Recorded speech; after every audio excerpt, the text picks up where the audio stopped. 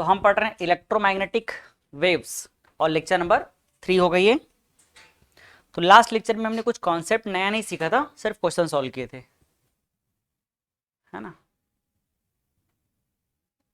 ये पूरा question solve किए थे 6 क्वेश्चन तक के। ये थोड़ा सा देखा था मैक्सवेल के 4 इक्वेशन क्या क्या है।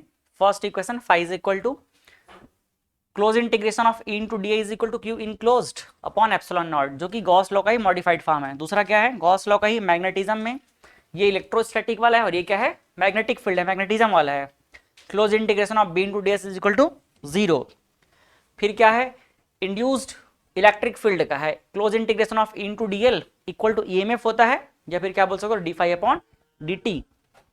एम्पीरियर मैक्सवेल लॉ क्या होता है, B into D L close integration of mu naught I drift plus I displacement current, मतलब करेंट ही है।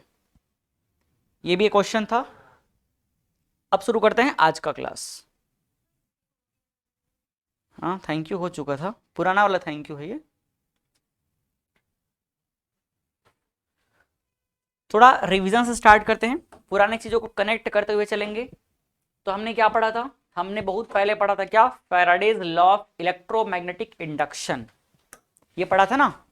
इसमें क्या सीखा था हमने, इसमें हमने सीखा था कि जो टाइम वेरिंग मैग्नेटिक फील्ड होता है वो क्या प्रोड्यूस करता है, time varying magnetic field produced electric field. इससे पहले जो पढ़े थे हम लोग तो क्या देखे थे कि इलेक्ट्रिक फील्ड कैसे प्रोड्यूस होता है, टाइम वेरिंग मैग्नेटिक फील्ड की वजह से। ठीक है, दूसरा पॉइंट क्या लिखा है, both are perpendicular to each other and induced EMF is proportional to rate of change in magnetic field.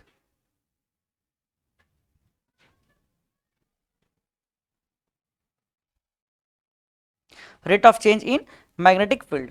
देखो इन दोनों पॉइंट को अगर हम थोड़ा सा मैथमेटिक एक्सप्रेशन में समझेंगे तो क्या बोलना चाह रहा है। पहला बोल रहा है कि time varying magnetic field produced electric field, और दूसरा क्या बोल रहा है कि जो मैग्नेटिक फील्ड और इलेक्ट्रिक फील्ड होगा दोनों क्या रहेगा, एक दूसरे के परपेंडिकुलर होगा, और साथ में जो इंड्यूस्ड जो फील्ड रहेगा वो किसके प्रोपोर्शनल होगा, rate of change in magnetic field.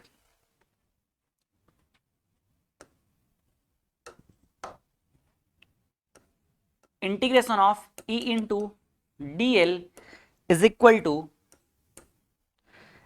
To D phi upon D T, यही था।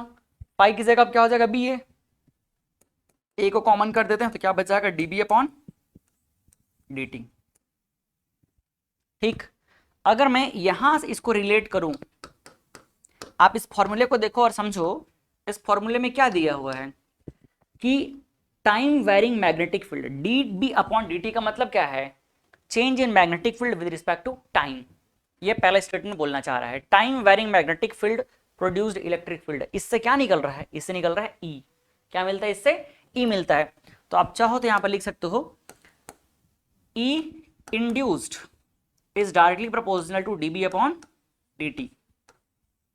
ये हमने कब समझा हुआ है, इलेक्ट्रोमैग्नेटिक इंडक्शन में समझा हुआ है कि मैग्नेटिक फील्ड चेंज होगा तो क्या आ जाएगा, इलेक्ट्रिक फील्ड आ जाएगा। समझ आ रहा है, ये दोनों लाइन में पूरा इतना बात को समझे हम लोग। एक बार पढ़ो लाइन को, क्योंकि हम इन चीजों को रिलेट करेंगे अभी चल के आगे। ठीक है, और साथ में क्या बोला गया कि जो इलेक्ट्रिक फील्ड और मैग्नेटिक फील्ड है ये दोनों एक दूसरे के क्या है, परपेंडिकुलर है। मतलब ई जो है किसके परपेंडिकुलर है, बी के परपेंडिकुलर है। ये दूसरा बात हो गया। कैसे भाई, हम यहां पर क्या लिया करते थे, याद होगा आपको, ऐसे करके मैग्नेटिक फील्ड लेते थे बी। मान लो ये डॉट है तो ये हो जाएगा बी डॉट, डॉट मतलब आउटवर्ड, और यहीं पर एक कॉइल रखते थे, और यहां पर इलेक्ट्रिक फील्ड मान लो इस कॉइल में इस तरह से, तो ये इधर जाएगा, इधर जाएगा, ये इधर जाएगा। क्या रहता था ये, अब आप चेक कर लो कि ये इस प्लेन में है और ये कहां जा रहा है, बाहर निकल रहा है, तो दोनों एक दूसरे के क्या हुए, परपेंडिकुलर हुए। तो ये बात भी हम पहले जान रहे हैं, उन्हीं दोनों बातों को रखा गया है। इसके बाद नेक्स्ट क्या आता है, देखो नेक्स्ट आता है varying electric field produced magnetic field, unification of electric field and magnetic field.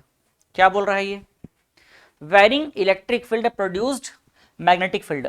अब इलेक्ट्रिक फील्ड अगर वेरी करेगा तो उसकी वजह से क्या आ जाएगा, मैग्नेटिक फील्ड। इस बात को रिलेट करते हैं एक बार, ये नीचे वाले को थोड़ा मैं और नीचे कर देता हूं।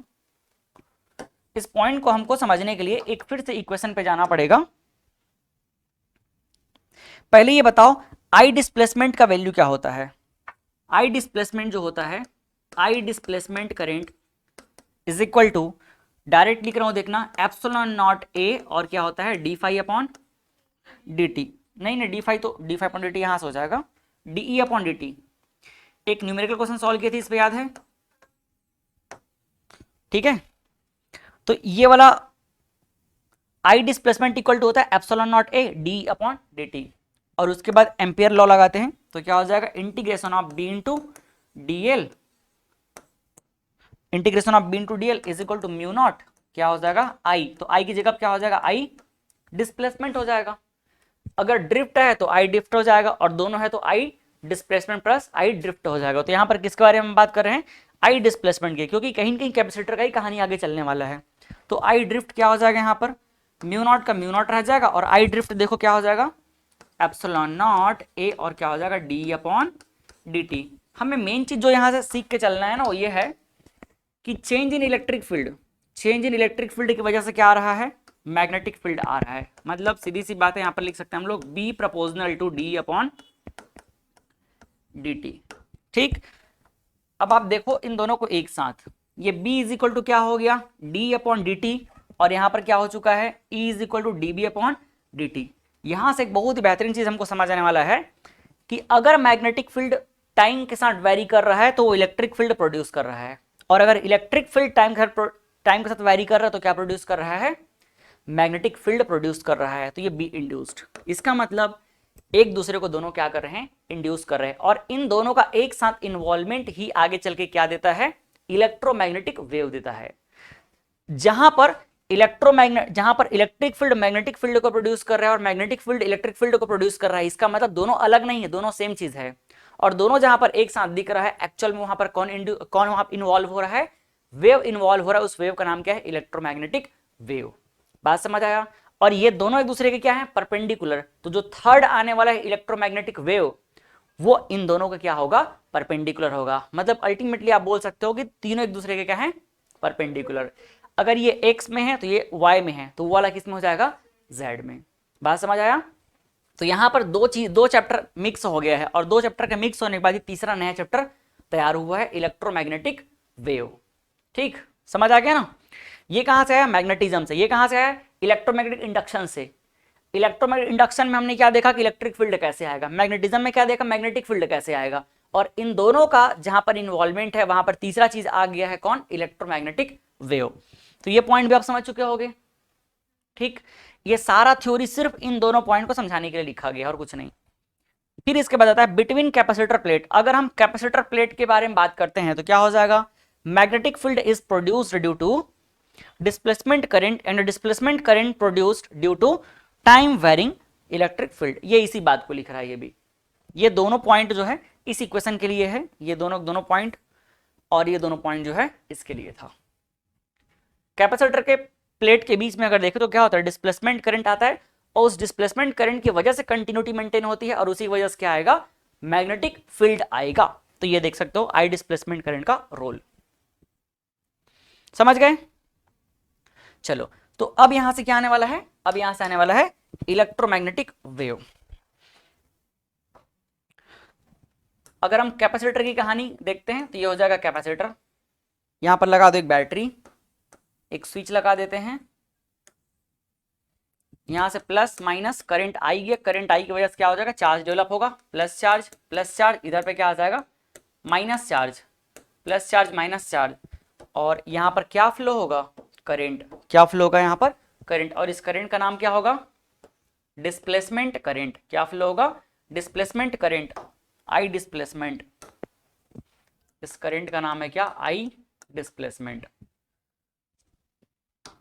और हमने क्या देखा, अभी हमने देखा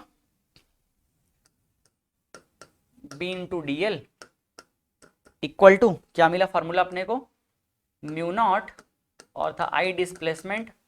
आई डिस्प्लेसमेंट का वैल्यू हमने पुट किया तो फाइनली क्या मिल गया, mu naught epsilon naught A, और क्या हो गया, डी अपॉन डी टी। ठीक, तो आप सीधा सीधा बोल सकते हो क्या, B induced is directly proportional to D upon dt हो जाएगा। ये पहला फॉर्मूला मिल गया। और सेकंड हमको इससे पहले क्या मिल चुका है, सेकंड यहां से मिल चुका है क्या, E into D L, E into D L is equal to A D B upon A D B upon D T. तो यहां से आप बोल सकते हो क्या, E induced is directly proportional to D B upon D T. ये दूसरा चीज मिल गया। एंड थर्ड कॉन्सेप्ट हम लिख सकते हैं क्या, कि E जो होगा वो परपेंडिकुलर होगा किसके, B के होगा। ठीक है।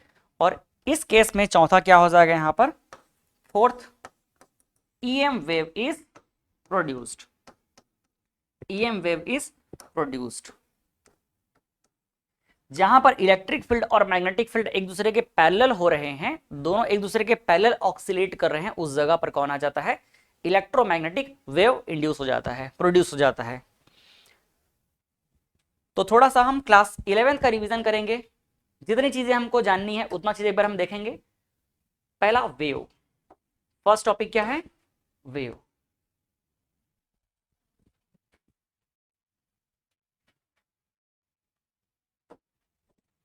चलो वेव क्या होता है बताओ, वेव क्या होता है, जब एक सिंगल पार्टिकल ऐसे करके ऑक्सीलेट करता है, एक सिंगल पार्टिकल, तो ये क्या कहलाता है, SHM कहलाता है, सिंपल हार्मोनिक मोशन। लेकिन जब बहुत सारे पार्टिकल एक साथ ऑक्सीलेट करते हैं, या आप सिंपल वर्ड में बोल सकते हो सिंपल हार्मोनिक मोशन करते हैं बहुत सारे पार्टिकल, तो वो क्या कहलाता है, वेव कहलाता है। ठीक है। जब एक पार्टिकल करेगा तो क्या कहलाएगा, हाँ, अगर ये वन पार्टिकल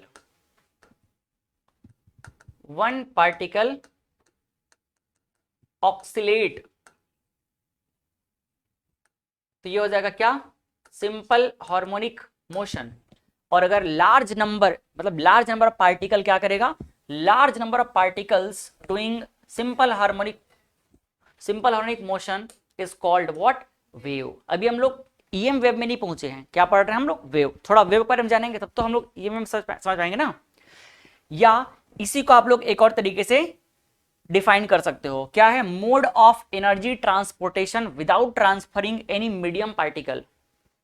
इसके एक दो एग्जांपल हम लोग समझते हैं, जैसे कि क्या है, एक हम रस्सी ले लेते हैं, रस्सी को किसी एक कॉर्नर पे बांध देते हैं और दूसरे साइड को हम पकड़ लेते हैं। ये मान लो ये एक पोल है, इस पर रस्सी को बांध दिए और यहां पर हम रस्सी को पकड़ लिए। ठीक है। तो इसको ऐसे ऐसे हिलाएंगे इस रस्सी को, तो देखो ऐसे ऐसे करके होगा ना। तो सोचो हमने रस्सी को इधर उधर कोई ट्रांसफर किया है क्या, नहीं, लेकिन ऐसे ऐसे करके हम क्या कर दिए, इसको पूरी तरीके से ऑक्सीलेट करा दिए। तो यहां पर हुआ क्या, एक्चुअल में एनर्जी का ट्रांसफर हुआ है। क्या हुआ, एनर्जी का ट्रांसफर। अब इस बात को थोड़ा और प्रैक्टिकल समझने की कोशिश करते हैं, और ज्यादा प्रैक्टिकल। मान लो कि हम एक तालाब में गए, कहाँ गए, तालाब में। अब तालाब में समझ लो कि ये तालाब है, इस तालाब के अंदर क्या है, वाटर है। वाटर क्या है, मीडियम है, वाटर क्या है, मीडियम है। और इसी तालाब में यहां पर बैठा हुआ है क्या, एक मेंढक। क्या बैठा हुआ, यहां पर एक फ्रॉग। मेंढक बनाना नहीं आता है मेरे को, मछली बना देते हैं, चलो मछली, गोल बस कर दूं, लो ठीक है छठा, इसका मुंडी उंडी तो नहीं बन पाएगा।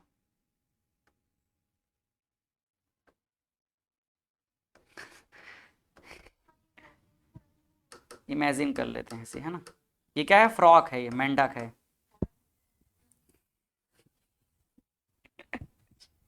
आगे तो ये मेंढक है, ठीक है। मेंढक नहीं है क्या अपने पास,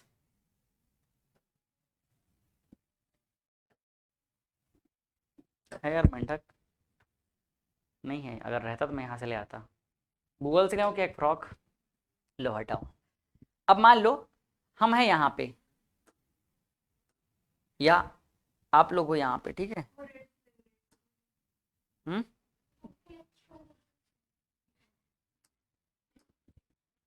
यहां पर मान लो आप हो, है ना, अब आप चाहते हो कि इस मेंढक को परेशान किया जाए, डिस्टर्ब किया जाए, ठीक है। तो क्या क्या तरीके हैं आपके पास? पहला तरीका तो ये है कि खुद पानी के अंदर घुस जाओ और उस मेंढक को वहीं पर पहुंच के परेशान कर दो, ये एक तरीका है। मतलब सोर्स जो है खुद जाकर के सीधा क्या किया है, उसको डिस्टर्ब किया है। सोर्स जो है खुद जाकर डिस्टर्ब किया है, तो सोर्स का एनर्जी सीधा क्या हो गया, यहां पर ट्रांसफर हो गया। आप गए और उसको पकड़ के अचार बना दिए, ठीक है। आप खुद ही गए और पकड़ के उसको ले आए घर, या जो भी है उसको पकड़ के परेशान कर दिए। ये पहला तरीका है। पहला तरीका क्या है? पहला तरीका तो ये है कि आप खुद ही जाकर उसको क्या करो, परेशान कर दो। ये एक तरीका हो गया। एनर्जी ट्रांसफर हुआ कि नहीं हुआ? हो गया। दूसरा तरीका ये है कि यहां से एक पत्थर पकड़ लो, ये एक पत्थर पकड़ लो, ठीक है। ये पत्थर पकड़ लो, हाथ आ गया यहां पर, एक पत्थर पकड़ लिए,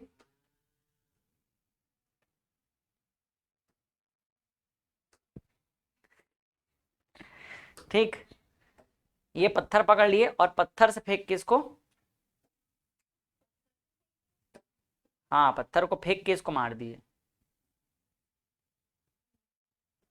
पत्थर को फेंक के मार दिए, है ना। तो अब क्या हो रहा है, यहां पर जो पत्थर की एनर्जी है वो वहां ट्रांसफर हो गई। मतलब सोर्स ने अपना एनर्जी को पत्थर के थ्रू ट्रांसफर कर दिया।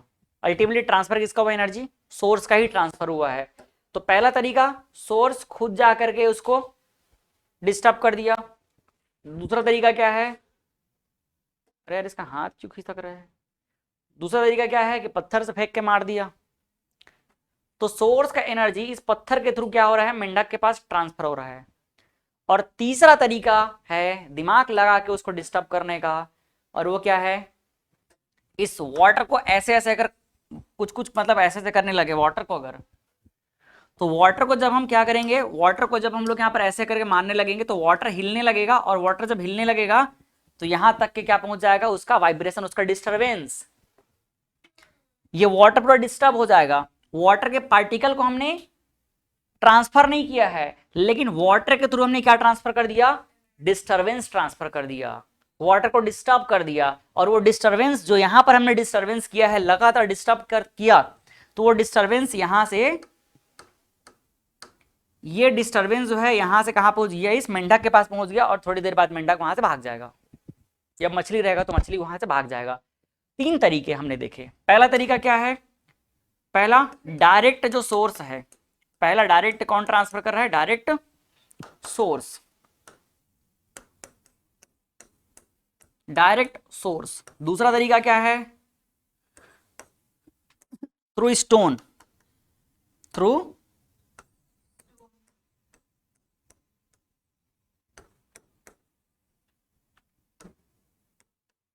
Through stone. और थर्ड क्या है, disturb through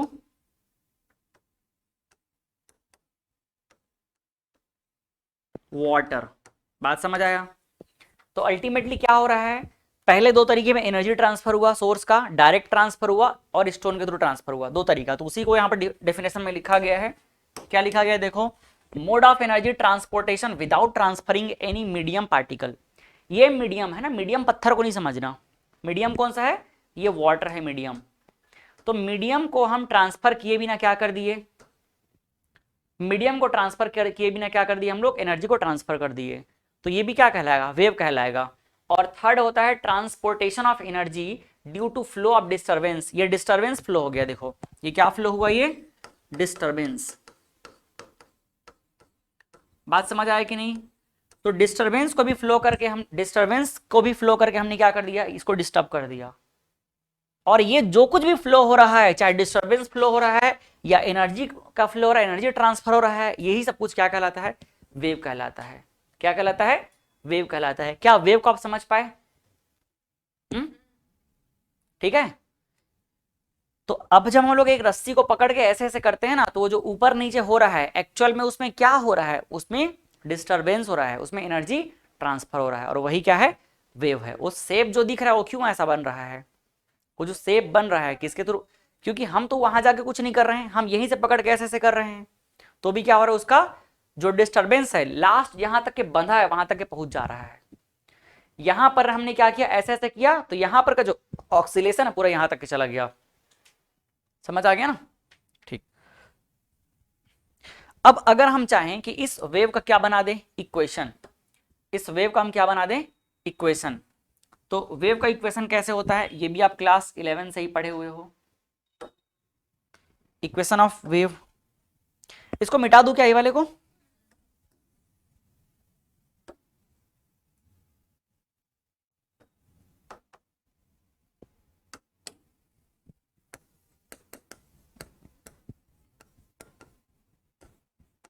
equation of wave, जब हम एक पार्टिकल के लिए बात करते हैं तो एक पार्टिकल के लिए इसका वेव का इक्वेशन क्या होता है, देखो अगर कुछ वर्डिंग अलग हो बता देना मुझे, बट हम जो यूज करेंगे वो यही रहेगा, y is equal to A sine omega T. ये किसके लिए होता है, वन पार्टिकल के लिए, फॉर वन पार्टिकल। ये SHM होता है जो आप पढ़े हो, फॉर वन पार्टिकल। ये किसके लिए है, ये वन पार्टिकल के लिए, ठीक है।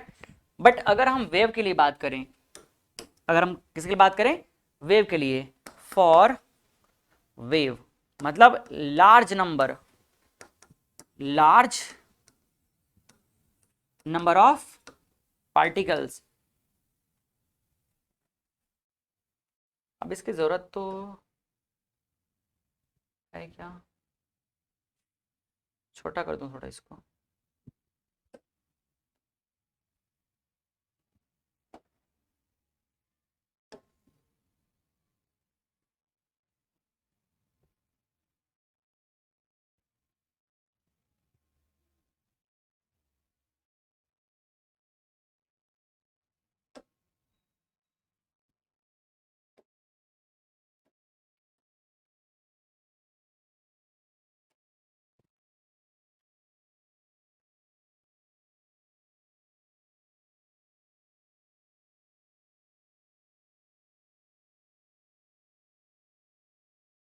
ठीक, अगर हम बात करें किसके लिए, फॉर वेव मतलब लार्ज नंबर ऑफ पार्टिकल्स के लिए।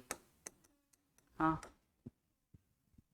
हाँ कर लो तो बात, फॉर, हाँ हाँ बाहर चल दो, लार्ज नंबर ऑफ पार्टिकल्स के लिए बात करें तो क्या हो जाएगा, y इज इक्वल टू ए का ए रहेगा, साइन ओमेगा टी का ओमेगा टी रहेगा, और क्या हो जाएगा प्लस में के एक्स आ जाएगा। क्या ये भी फॉर्मूला आपने देखा हुआ है क्या? देखो तो दोनों फॉर्मूला याद आ रहा है क्या आपको, दोनों इक्वेशन याद आ रहा है क्या? ये दोनों इक्वेशन क्लास 11th का है।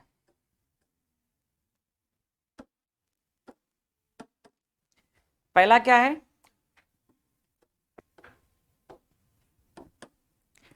फर्स्ट जो है यहां पर y is equal to A sine omega T, और सेकंड क्या है, A sine omega T plus K X. जहां एक पार्टिकल के लिए टाइम को हम आगे पीछे करके इस इक्वेशन को ला सकते हैं, एक ही पार्टिकल के लिए अलग अलग टाइम पे उसका क्या बता रहा है, लोकेशन बताएगा। जबकि यहां पर एक्स का होना ये बता रहा है कि ये अलग अलग पार्टिकल के लिए कितने डिस्टेंस पर वहां पर है उसको बता रहा है। जैसे इस तरह समझ सकते हो इसको,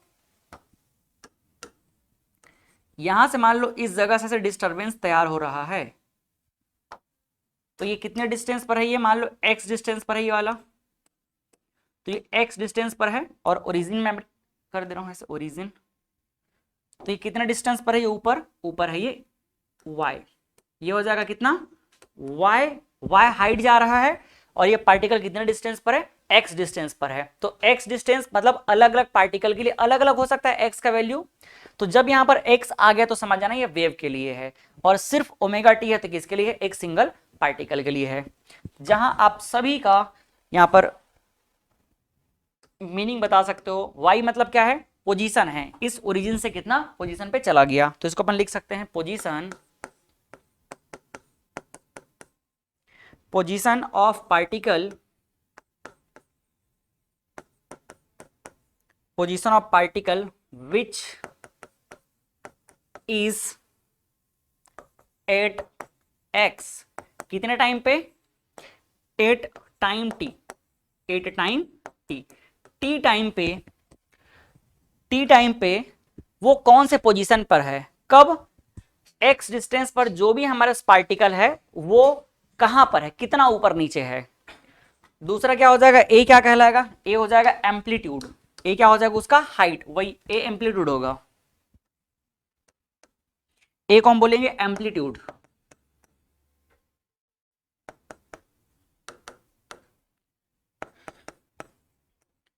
ए हो जाएगा एम्पलीट्यूड ऑफ पार्टिकल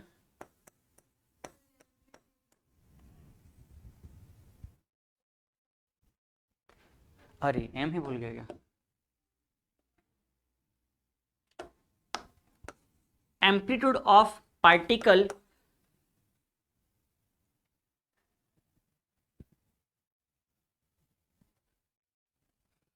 और क्या बोल सकते हो इसी को, डिस्टरबेंस भी बोल सकते हो। डिस्टरबेंस मतलब इस जगह पे था वो कितना ऊपर और नीचे गया, कितना डिस्टर्ब हुआ वो, ठीक है। ओमेगा क्या होता है, फ्रीक्वेंसी होता है, ओमेगा क्या होता है फ्रीक्वेंसी, के क्या होता है, के को बोलते हैं वेव नंबर, के को क्या बोलते हैं हम लोग, वेव नंबर। तो आप उसको भी दिखा सकते हो कहीं साइड में, अगले पेज में लिख लें क्या, ओमेगा इक्वल टू क्या हो जाएगा, ओमेगा इक्वल टू हो जाएगा angular frequency, angular frequency,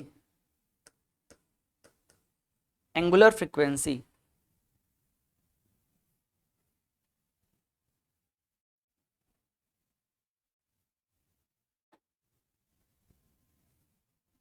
omega equal to angular frequency, और ओमेगा का वैल्यू क्या लिख लेंगे, ओमेगा इक्वल टू क्या होता है 2 पाई एफ बोलो, या फिर क्या बोल सकते हो 2 पाई अपॉन टी, यही होता है ना। एंड के इज इक्वल टू क्या हो जाएगा, के इज इक्वल टू हो जाएगा angular wave number, angular wave number, angular wave number, that is के इज इक्वल टू, के इक्वल टू होता है वेव नंबर अपन, मतलब इसका उल्टा क्या कहलाएगा, नहीं उल्टा नहीं, 2 पाई अपॉन लैम्डा। ये हम लोग कहां पढ़े थे, ये हम पढ़े थे जब स्ट्रक्चर ऑफ एटम पढ़ रहे थे, तो wave number is equal to क्या होता है 2 पाई अपॉन लैम्डा, ठीक है। तो के इज इक्वल टू क्या हो जाएगा, वेव नंबर होगा 2 पाई अपॉन लैम्डा, और ओमेगा इक्वल टू क्या हो जाएगा 2 पाई अपॉन टी। तो ये फॉर्मूला वापस आप रिकॉल कर लिए रहो क्योंकि हमें काम पढ़ने वाला है। वेव के बारे में इतना बेसिक इंफॉर्मेशन आपको तो होना ही चाहिए। इसके अलावा अब हम देखते हैं types of wave, types of wave. तो पहला जो टाइप होता है, समझने पे फोकस करना क्योंकि ये ऐसा नहीं है कि एग्जाम में आएगा, अभी तुरंत काम आएगा, एग्जाम में काम आने वाला बात नहीं है, समझने के लिए हेल्प करेगा हमको। Types of wave, types of wave. पहला जो वेव होता है वो होता है ट्रांसवर्स वेव। क्या नाम है फर्स्ट का, ट्रांसवर्स वेव। चार देखेंगे हम लोग, ट्रांसवर्स वेव, लॉन्गिट्यूडनल वेव, तीसरा होगा मैकेनिकल, और चौथा क्या होगा नॉन मैकेनिकल। तो ट्रांसवर्स क्या होता है, ट्रांसवर्स वेव मतलब होता है जब वेव कैसे ऑक्सीलेट करे, when wave oscillation of particle is perpendicular to the motion of wave. मान लो वेव इस तरह मूव कर रहा है, वेव जो किधर मूव कर रहा है, आगे मूव कर रहा है ऐसे ऐसे करके, और ऑक्सीलेशन किधर हो रहा है, जिधर मूव कर रहा है उसके परपेंडिकुलर, मतलब ऐसा समझ लो, ये देखो ऐसे है, अब वेव हूं मैं तो ऐसे ऐसे जा रहा हूं, ये देखो ये क्या कहलाएगा, ऐसे ऊपर नीचे जंप, ये क्या है, हाँ तो ये वेव का डायरेक्शन है, और जब वो ऊपर मूव करेगा और नीचे मूव करेगा, मतलब ऐसा जो मोमेंट हो रहा है वो क्या कहलाएगा, इसका ऊपर मूव करना नीचे मूव करना, ऊपर नीचे क्या कहलाएगा, ट्रांसवर्स वेव कहलाएगा। जब वेव कैसा मूव कर रहा है, ऊपर नीचे मूव कर रहा है, जिधर उसका मोशन है उस मोशन के क्या कर रहा है, परपेंडिकुलर डायरेक्शन में मूव कर रहा है, तो क्या कहलाएगा वो ट्रांसवर्स वेव कहलाएगा। ये लिखा हुआ है oscillation, oscillation of particle, oscillation of particle perpendicular to motion of wave, ठीक।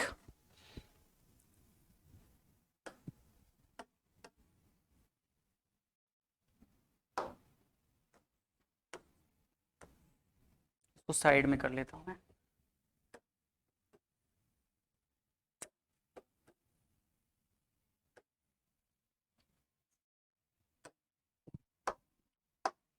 इधर पर लिख लो क्या है, motion of wave, motion of wave.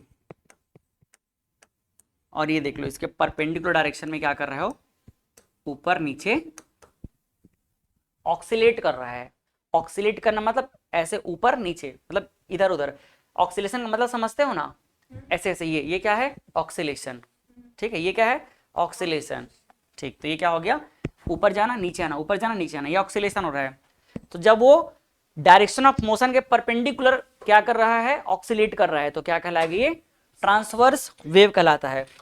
अच्छा, ट्रांसवर्स वेव को अगर हमें इक्वेशन से जानना है, इक्वेशन को देख के पहचानना है, तो कैसे पहचानेंगे, तो इक्वेशन देख के पहचानना है, तो ये हो जाएगा y इज इक्वल टू, मान लो ये क्या हो गया, y एक्सिस, क्या हो गया ये y एक्सिस, इसको क्या मान लिए हम, x एक्सिस मान लिए।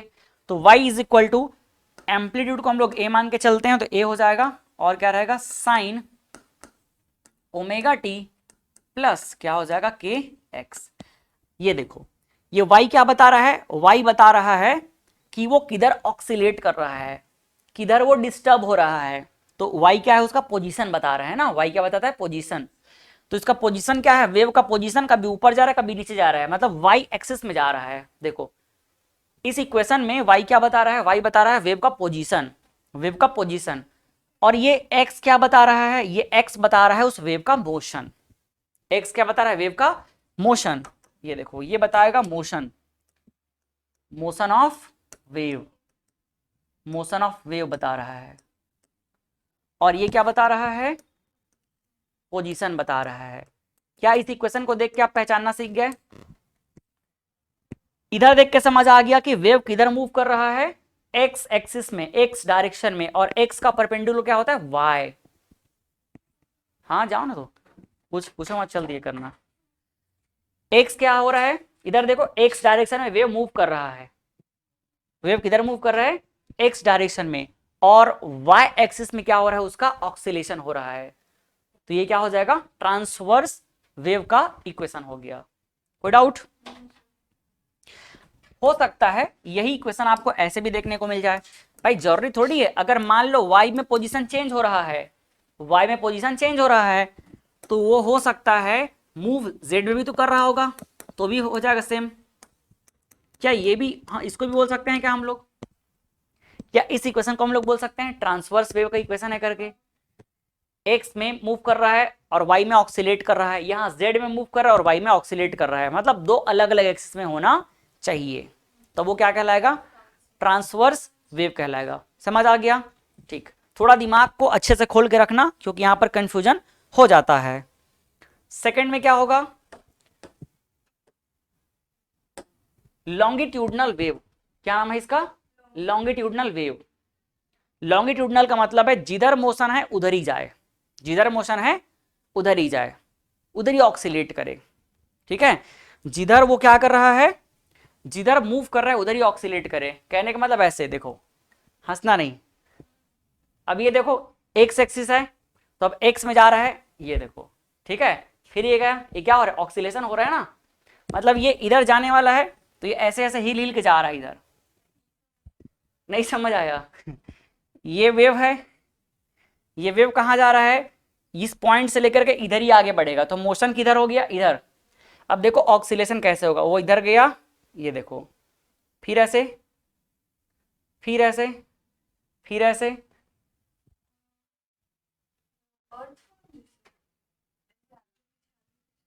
अब अर्थ फॉर्म नहीं देखा, बायो से रिलेट कर रहे हो हाँ देखा हूँ भाई, लेकिन अब एकदम से उसको चलने कितना नोटिस, अच्छा ऐसे कर चलता है क्या, ऐसे ऐसे वाला ऐसे चलता है ना, नहीं रुक नहीं रहा है, ऑक्सीलेट कर रहा है, ब्रेक डांस। हाँ टाइम इंटरवल, हम्म, हम्म।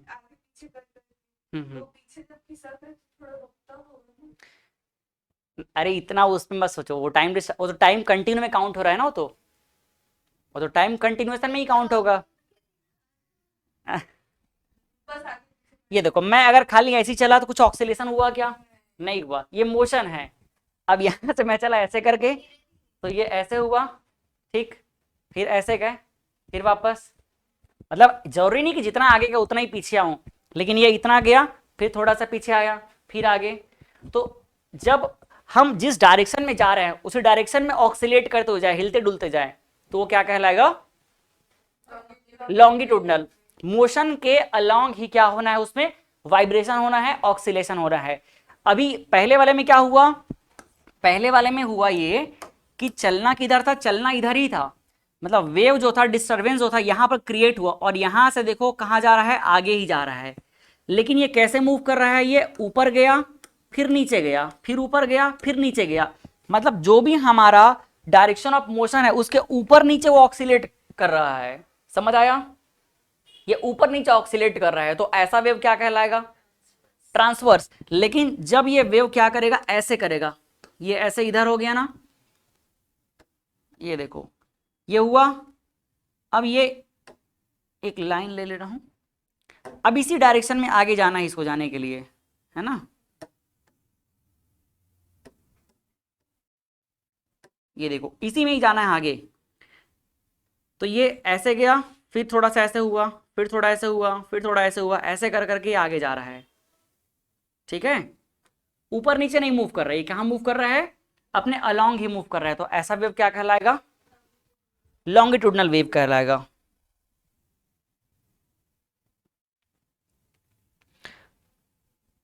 तो ये डेफिनेशन समझ आया कि नहीं आया? Oscillation of wave parallel to direction of wave. इस वेव का जो एग्जांपल है उसमें हम लोग रख सकते हो साउंड वेव को। किसको रख सकते हैं? Sound wave. एग्जांपल लिख सकते हो आप, साउंड वेव, लॉन्गिट्यूडनल वेव। और एग्जांपल लिखता हूं, रुको।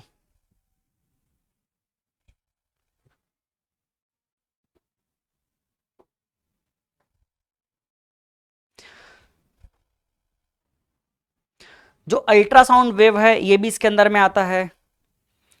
साउंड वेव हो गया, और क्या है,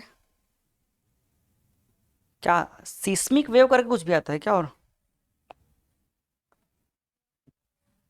और ट्रांसवर्सल वेव का तो एग्जांपल बहुत क्लियर है, जो हमारा ओशियन होता है वो खुद ही उसका एग्जांपल है।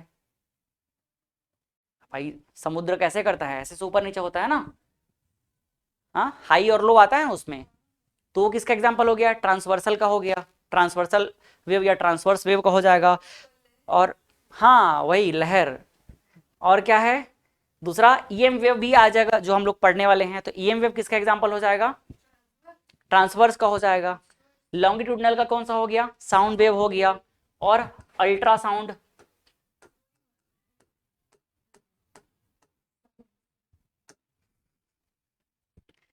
ठीक। चलो काम की चीज ये है इक्वेशन। काम चीज क्या देखेंगे अपन? इक्वेशन।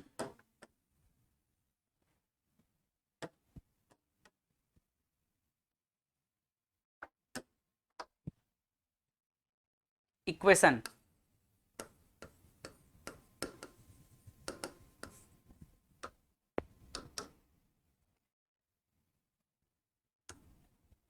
ए sine omega T plus K x. देखो ये एक्सप्रेशन क्या बता रहा है? ये एक्सप्रेशन बता रहा है कि वेव किधर मूव कर रहा है। वेव किधर मूव कर रहा है? वेव का मोशन किधर है? मोशन ऑफ वेव ना, मोशन ऑफ वेव कहाँ है? एक्स एक्सिस में है। और ऑक्सीलेशन कहाँ कराना है? एक्स में ही कराना है, तो ये एक्स ले लो। X is equal to X sine omega T plus K X. ये इक्वेशन किसका हो जाएगा? लॉन्गिट्यूडनल का। समझ आया? अब ये दिमाग मत लगाना कि सर दो दो बार एक्स कैसे आ गया,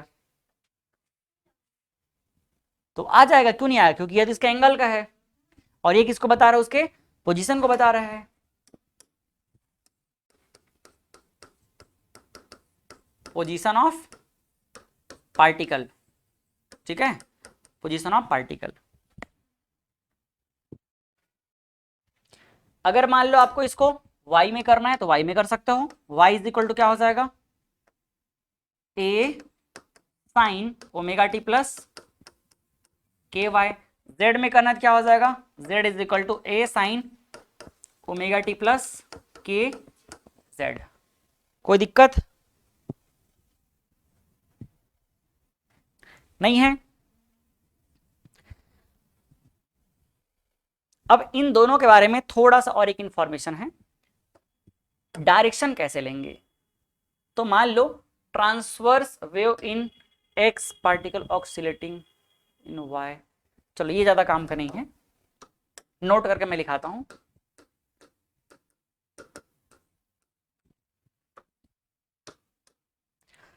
पहला y इज इक्वल टू हमारे पास इस तरह से है, a साइन, किसके बारे में बात कर रहे हैं हम लोग, ट्रांसवर्सल ना, ट्रांसवर्स या ट्रांसवर्सल एक ही चीज है।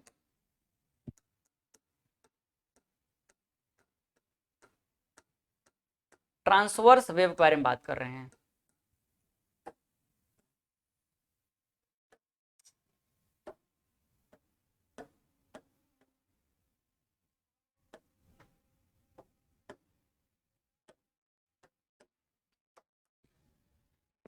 देखो ट्रांसवर्स वेव का इक्वेशन क्या हो जाएगा, y is equal to A sine omega T plus, transverse में क्या रहेगा, जिधर मूव करेगा उसके परपेंडिकुलर ऑक्सीलेट करेगा। मूव करना, ऑक्सीलेट करना, दिमाग में क्लियर है ना, खिचड़ी नहीं बन रहा है। मूव करना और ऑक्सीलेट करने का मतलब क्या है, समझ रहे हो ना। मूव करना मतलब आगे बढ़ना, और ऑक्सीलेट करना मतलब जंप करना, या फिर ये बोल सकते हो कि रिपीट होना, अपने आप को क्या करना, रिपीट करना। जैसे कि एक बॉल है, बॉल को अगर हम यहां से यहां ले गए, वापस यहां से यहां ले आए, तो ये क्या कहलाएगा, ऑक्सीलेशन कहलाएगा। y है तो क्या ले लेंगे अपन, या तो अपन ले लेंगे के एक्स, ये हो जाएगा क्या, के एक्स। देखो इसमें फर्स्ट हो गया, सेकंड मैं ले लेता हूं y इज इक्वल टू, क्या पॉसिबिलिटी है, a साइन ओमेगा टी, और क्या हो जाएगा, दोनों को माइनस कर लेते हैं। एक बार में दोनों प्लस हो गया और एक बार में क्या करेंगे, दोनों को माइनस कर देंगे। ये माइनस और ये भी माइनस। थर्ड में क्या हो जाएगा, किसी एक को माइनस करेंगे, a sine omega T minus K x. Fourth में उल्टा एक दूसरे वाले को अपोजिट कर माइनस कर देंगे, a sine minus omega T plus K X. अब इससे हम क्या सीखने वाले हैं, इससे हमें पता चलेगा डायरेक्शन ऑफ वेव। देखो जब ऐसा लिखा हो, जब इसके अंदर में दोनों का साइन सेम हो, जब दोनों का साइन क्या हो, सेम हो, इतना तो पता चल गया कि पार्टिकल जो भी वेव है उसका मोशन कहां पर है, एक्स एक्सिस में है। और एक्स का मतलब क्या होता है, आई कैप। एक्स का मतलब क्या होता है, आई कैप। तो अगर दोनों पॉजिटिव है, ये भी पॉजिटिव ये भी पॉजिटिव, मतलब दोनों सेम है, ये भी निगेटिव ये भी सेम, दोनों सेम है, अगर बोथ सेम हुआ, बोथ क्या हुआ, सेम हुआ, तो ये एक्स एक्सिस में कहां जाएगा, माइनस एक्स में जाएगा, या फिर आप बोल सकते हो कहां जाएगा, ये माइनस आई कैप में मूव करेगा। ये अंडरस्टूड है क्या, ऐसा कुछ आप लोग क्लास 11 में कुछ नोटेशन वगैरह देखे हो, ऐसा कुछ याद आ रहा है क्या, ऐसा कुछ याद आ रहा है, नहीं आ रहा है, कोई बात नहीं। तो इसको समझ लो कि हम पहली बार पढ़ रहे हैं और अभी ही जानना है।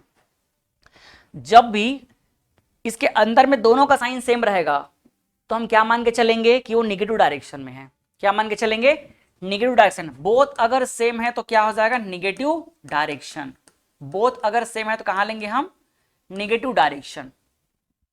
ठीक, इस केस में दोनों में ही वेव का जो डायरेक्शन रहेगा कहां रहेगा, माइनस आई कैप में रहेगा। ठीक है, ये एजम्पशन है, मान लो इसको। और अगर बोथ क्या हुआ, अपोजिट रहा, बोथ क्या रहा, अपोजिट रहा, बोथ अपोजिट रहा, तो क्या हो जाएगा, ये पॉजिटिव डायरेक्शन में जाएगा। कहां जाएगा, ये पॉजिटिव डायरेक्शन में जाएगा। मतलब ये एक्स में तो जाएगा, लेकिन एक्स का कौन सा एक्स जाएगा, पॉजिटिव एक्स जाएगा, या फिर आप क्या बोल सकते हो डायरेक्शन के फॉर्म में पॉजिटिव आई कैप जाएगा। बस इतना सा बात समझना था और कुछ नहीं। आगे समझ में,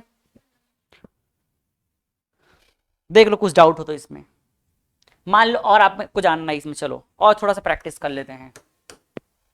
1 2 3 हो गया, चलो और ले लेते हैं 5 5 में ले लेते हैं किसके लिए, y में ले लेते हैं। y इज इक्वल टू क्या हो जाएगा, a sine omega T plus k into Z. y is equal to a sine minus omega T और minus K Z. y equal to a sign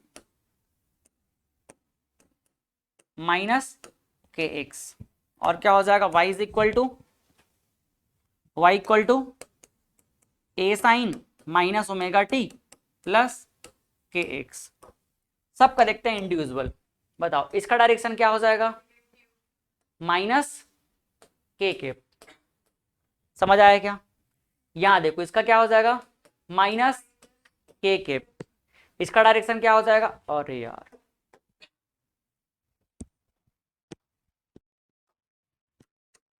z। लो देखो इसका क्या हो जाएगा, ये एक निगेटिव हो गया मतलब पॉजिटिव के केप। इसको देख लो क्या हो जाएगा, हो गया, सीख गया ना, बस इतना याद रखना था।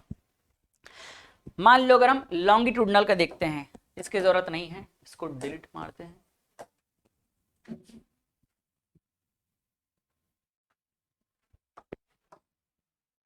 नोट में क्या है ये, फर्स्ट पहला नोट। सेकंड देख लेते हैं किसका, लॉन्गिट्यूडनल का।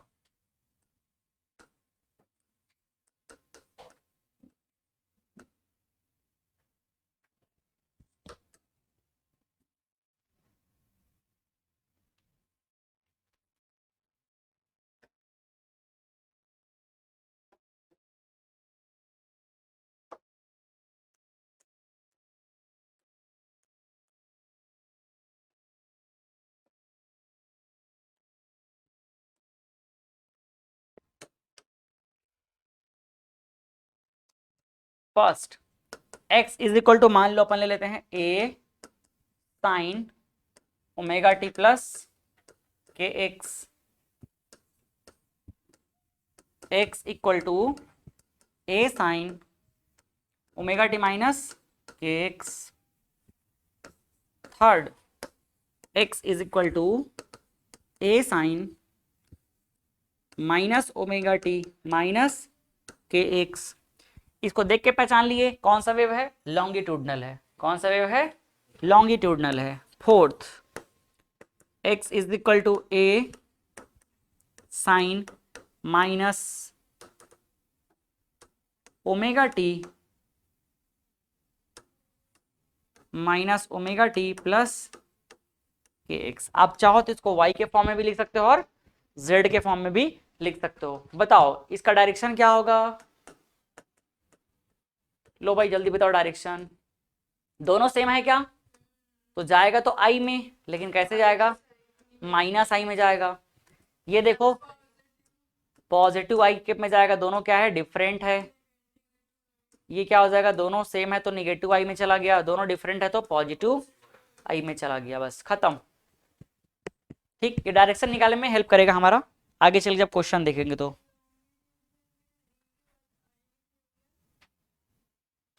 डी के बाद आई नहीं लिखा हूं मैं, ई लिखा हूं, गलत है क्या, आई आएगा।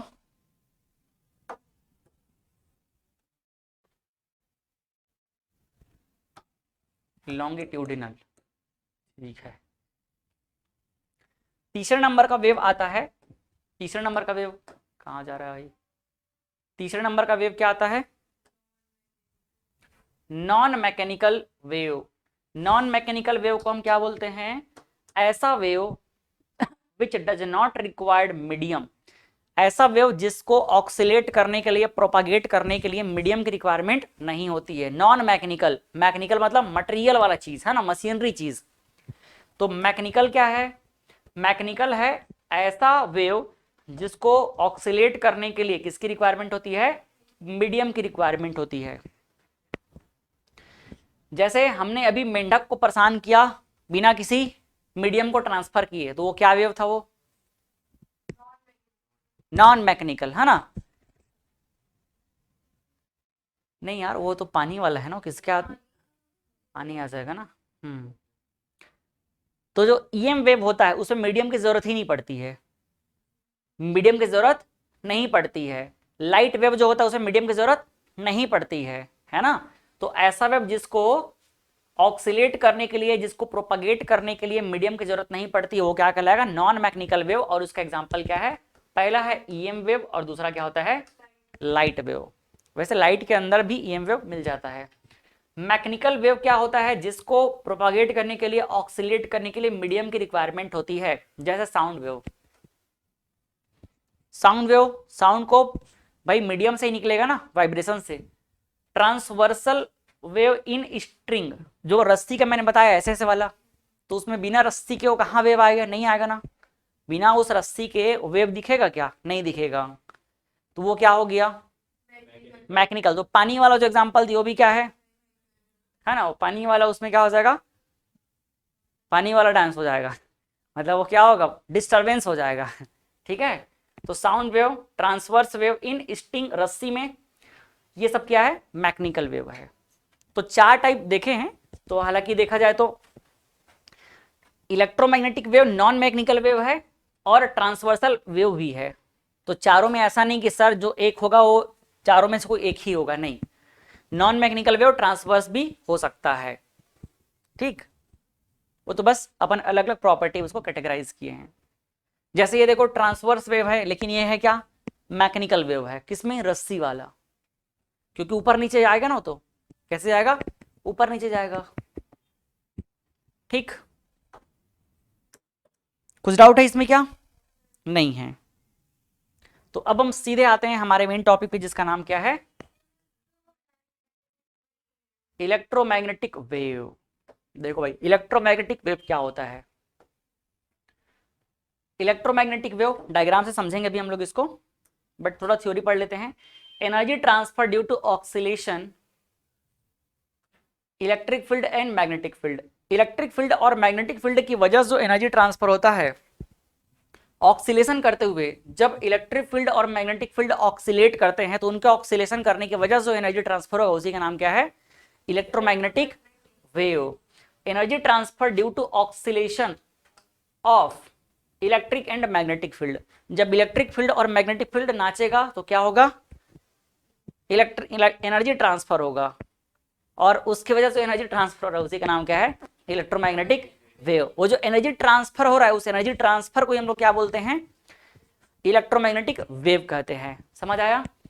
Electric field, magnetic field and direction of wave perpendicular to each other, ये तीनों क्या होते हैं, एक दूसरे के परपेंडिकुलर होते हैं। तीनों क्या होते हैं, दूसरे के परपेंडिकुलर होते हैं। चलो डायग्राम से फिर समझते हैं, फिर बाकी पॉइंट को देखेंगे अभी।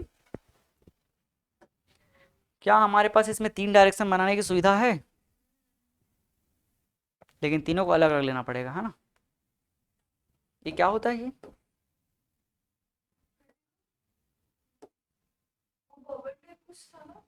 है, था क्या है, और रहेगा, जाएगा भी नहीं है।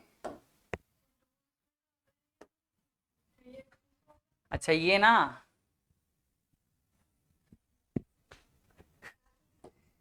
क्या है ये, कुछ नहीं, कुछ भी है, लेकिन अभी फिलहाल काम करने ही है, समझ आ गया, बाद में फुर्सत से देखा जाएगा इसको। इसमें एरो है, एरो से काम चला लेते हैं अभी। हाँ हाँ, हाँ सही बोले।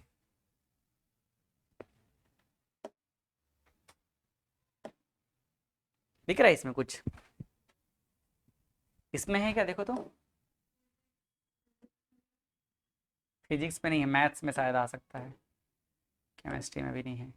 अरे ये सब देखो पढ़ लिए, फालतू कितना सब बनाते बन जाता है ना, कोनिकल फ्लास्क, ट्यूब, ट्राइपोड।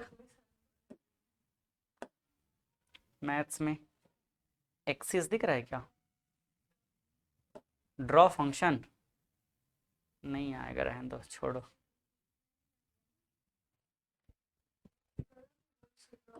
रुको रुको, एक बाद में अलग से एक एक्सपेरिमेंट वाला टाइम निकालेंगे।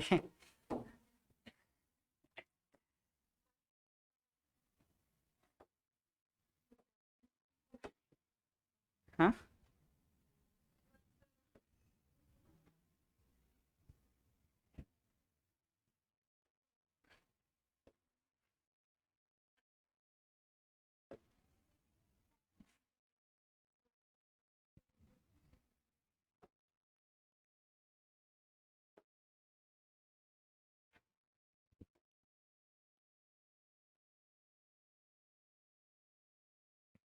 कुछ अजीब ही स्पेल नहीं कर रहा है अभी।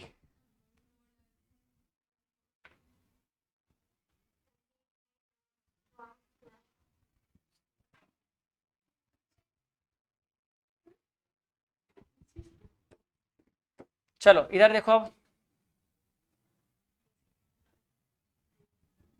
ये मान लो क्या हमारे पास एक्स वाई जेड एक्सिस है,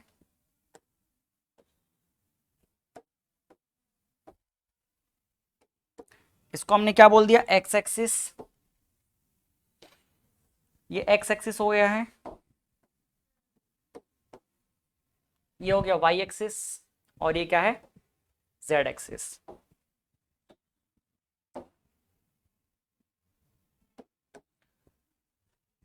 होता क्या है, हमने पहले ही रिलेशन में देख लिया है कि E proportional to, E proportional to क्या होता है, डीबी अपॉन dt, और बी प्रपोजनल टू क्या होता है, डी अपॉन dt। मतलब जितना चेंज बी में होगा उतना चेंज ई में होगा, जितना चेंज ई में होगा उतना चेंज बी में होगा, जितना चेंज बी में उतना ई में, जितना ई में उतना बी में, एक दूसरे पे डिपेंड करते चलेंगे। तो हम ये मान लेते हैं कि इधर का जो डायरेक्शन है ना, किसको रिप्रेजेंट कर रहा है, इलेक्ट्रिक फील्ड को। किसको रिप्रेजेंट कर रहा है, इलेक्ट्रिक फील्ड को। और ये किसको रिप्रेजेंट कर रहा है, मैग्नेटिक फील्ड को। किसको कर रहा है ये, मैग्नेटिक फील्ड को। अगर ये इस जगह तक के, इसका टॉप में मैग्नीट्यूड दिखा देते हैं ऐसे, यहां तक के, ये हमारा पहला पार्टिकल का क्या हो गया, पहला पोजीशन हो गया। इलेक्ट्रिक फील्ड का पोजीशन यहां तक चला गया, तो मैग्नेटिक फील्ड का भी वैसे ही होगा लगभग, ये देख सकते हो ऐसे इतना दूर जाएगा। समझ आया कि नहीं।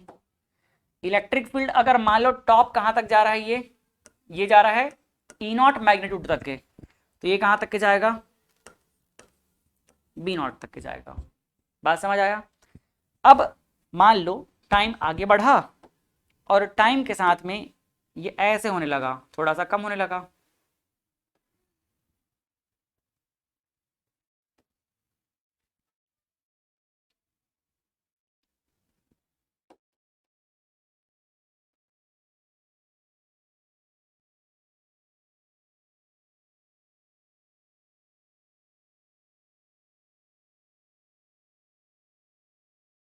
ऐसे। तो इसके करस्पॉन्डिंग जो मैग्नेटिक फील्ड का वैल्यू है वो भी क्या होगा, वेरी करेगा,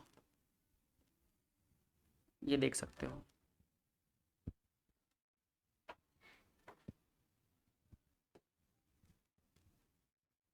ऐसा। समझ पाए कि नहीं। मान लो थोड़ी देर बाद फिर से बढ़ बढ़ गया, जैसे एक बॉल होता है ना, बॉल पहले ऊपर जाएगा फिर नीचे जाएगा फिर ऊपर आ जाएगा, तो ये पहले क्या हुआ, डिक्रीज हुआ, और मान लो यहाँ तक क्या हो गया, पूरा ये जीरो हो गया यहाँ पर, तो दोनों जीरो हो जाएगा, है ना।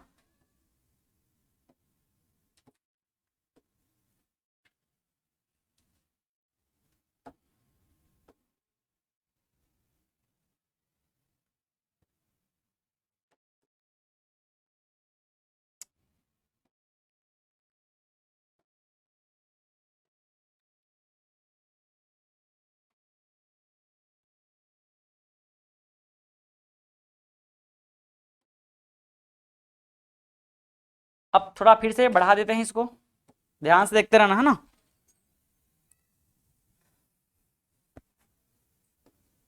फिर से ये मान लो बड़ा हो रहा है धीरे धीरे,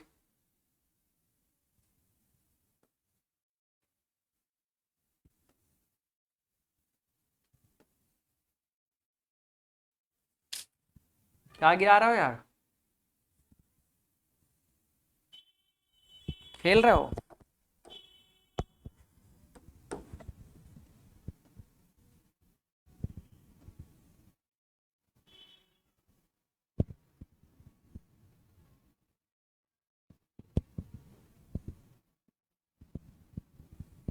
समझ आ रहा है। अगर हम इन सबको एक साथ, इन सबको एक साथ अगर अपन ड्रॉ करते हैं, ज्वाइन करते हैं, तो आप देखो यहां से ये गया है ऐसे, उल्टा कर दिया ना मैं, ये थोड़ा इधर आ जाएगा,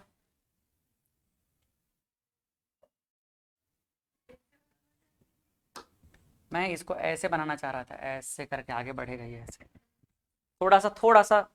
थोड़ा सा आया क्या समझ में, ये ऐसे करके जाएगा।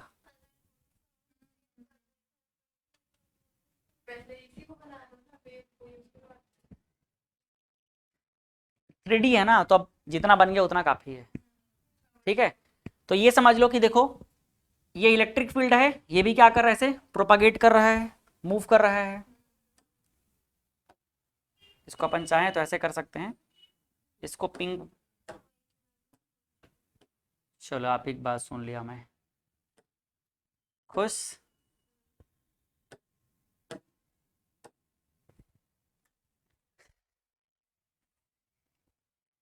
ये ऐसे करके जा रहा है कौन, इलेक्ट्रिक फील्ड, इलेक्ट्रिक फील्ड, और नीचे वाला मैग्नेटिक फील्ड। एक दूसरे के क्या है दोनों, परपेंडिकुलर, एक दूसरे क्या है, परपेंडिकुलर। और ये दोनों जिस डायरेक्शन में मूव कर रहे हैं, एक्चुअल में इन दोनों का जो मोमेंट है किसको बता रहा है, डायरेक्शन ऑफ वेव। ये दोनों कहां मूव कर रहे हैं देखो, एक्स एक्सिस में। तो वाई डायरेक्शन हो गया इलेक्ट्रिक फील्ड का, जेड डायरेक्शन हो गया मैग्नेटिक फील्ड का, और एक्स डायरेक्शन किसका हो जाएगा, ईएम वेव का। किसका हो जाएगा, ईएम वेव का। तो यहां से आपको एकदम क्लियर समझ आ गया होगा कि तीनों एक दूसरे के कैसे परपेंडिकुलर है। इलेक्ट्रिक फील्ड और मैग्नेटिक फील्ड परपेंडिकुलर है, ये बात हम इस चैप्टर से पहले ही जान रहे थे, बस समराइज किए हैं। लेकिन अभी हमको पता चल गया कि इन दोनों के ऑक्सीलेशन की वजह से कौन आता है, इलेक्ट्रोमैग्नेटिक वेव आता है। कौन आता है, इलेक्ट्रोमैग्नेटिक वेव आता है, और वो क्या होता है, इन दोनों के परपेंडिकुलर डायरेक्शन में होता है। ठीक, चलो यही सब थ्योरी में लिखा है और कुछ नहीं है। Electric field, magnetic field and direction of wave, direction of wave क्या हो जाएगा, परपेंडिकुलर टू ईच अदर। और क्या है, electric field and magnetic field oxalate in same phase. क्या सेम फेज का मतलब समझ आया, मतलब जितना एंगल इलेक्ट्रिक फील्ड का रहेगा उतना एंगल किसका रहेगा, मैग्नेटिक फील्ड का। तो भाई एकदम सेम फेज में है कि नहीं, ये देखो दोनों एक साथ कर रहे हैं कि नहीं कर रहे हैं, ऑक्सीलेट एक ही साथ कर रहे हैं ना, ऑक्सीलेट कर रहे हैं ना।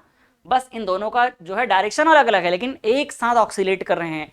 जितना चेंज इलेक्ट्रिक फील्ड में होगा उतना ही चेंज किसमें होगा, मैग्नेटिक फील्ड में। तो दोनों क्या है, E and M, E and B किसमें है, सेम फेज में है। किसमें है, सेम फेज में है। और आप क्या लिख सकते हो कि ई परपेंडिकुलर टू क्या है, बी है, और ये किसके परपेंडिकुलर है, ये दोनों किसके परपेंडिकुलर है, ईएम वेव के। मतलब अगर मैं इसके स्पीड को, वेलोसिटी को क्या मान लूं, वी मान लूं ना, तो वी ऑफ वेव हो जाएगा। क्या हो जाएगा, वी ऑफ वेव। ये देख लो तीनों एक दूसरे के क्या है, परपेंडिकुलर है। दोनों अलग अलग बात है, इनका रिलेशन कैसा है, सेम फेज में है और एक दूसरे के परपेंडिकुलर है। ठीक है ना, सेम फेज का मतलब समझते हो ना, फेज का मतलब होता है एक साथ एक एंगल पे। तो यहां पर एक साथ दोनों क्या कर रहे हैं, सेम तरीके से ऑक्सीलेट कर रहे हैं। तो अगला पॉइंट क्या है, अगला पॉइंट है कि ये दोनों का फेज क्या है, सेम फेज है। कैसा वेव है ये, नॉन मैकेनिकल वेव, जिसको मीडियम की रिक्वायरमेंट नहीं होती है। तो यहां पर लिख सकते हो डज नॉट रिक्वायर्ड, ये does not require medium, does not require medium. Medium की रिक्वायरमेंट नहीं होती है क्या, मीडियम की रिक्वायरमेंट नहीं है। अरे लिखा हुआ है नीचे में, हटाओ फालतू लिख दिया। और कैसा वेव है ये, ट्रांसवर्स वेव। ट्रांसवर्स वेव क्यों है, क्योंकि जिस डायरेक्शन में वो आगे बढ़ रहे हैं उसके परपेंडिकुलर डायरेक्शन में क्या कर रहे हैं, ऑक्सीलेट कर रहे हैं। अब इतने देर से जो आधे पौन घंटे से हम लोग जो चीजें समझ रहे थे, सब आपको पूरा रिलेट होकर के एक बार समझ आ गया होगा, आ गया ना। ठीक, और यहां पर नेट चार्ज का वैल्यू क्या होगा इस कंडीशन में, 0 होगा। ठीक है, अब आता है डायरेक्शन ऑफ वेव। भाई जब इसके साथ में वो घुमा फिरा के बातें करने लगेगा और डायरेक्शन ऑफ वेव बताओ बोलेगा, तो कैसे निकालोगे आप।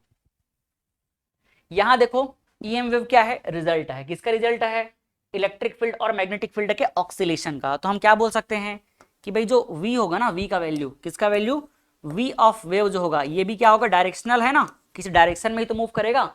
और ये किस पे डिपेंड करेगा, ये डिपेंड करेगा इलेक्ट्रिक फील्ड और मैग्नेटिक फील्ड दोनों पे, और दोनों कैसे हैं, परपेंडिकुलर है। तो परपेंडिकुलर के लिए कौन सा प्रोडक्ट यूज करते हैं हम लोग? Cross product. तो vector E cross vector B, ये रिलेशन आप याद रख सकते हो। और यही रिलेशन क्या बताएगा आपको? यही रिलेशन क्या बताएगा? डायरेक्शन बताएगा।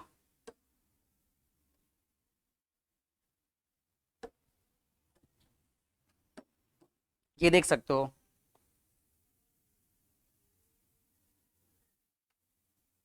ठीक।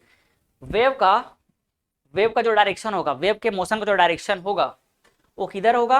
ई क्रॉस बी के परपेंडिकुलर होगा। मतलब यहां पर हम कौन सा रूल यूज करेंगे? या तो स्क्रू रूल यूज कर लेंगे, या हम क्या यूज करेंगे? लेफ्ट हैंड, फ्लेमिंग का लेफ्ट हैंड रूल यूज कर सकते हैं, या फिर मॉडिफाइड पाम रूल यूज कर सकते हैं। कोई भी एक यूज कर सकते हैं।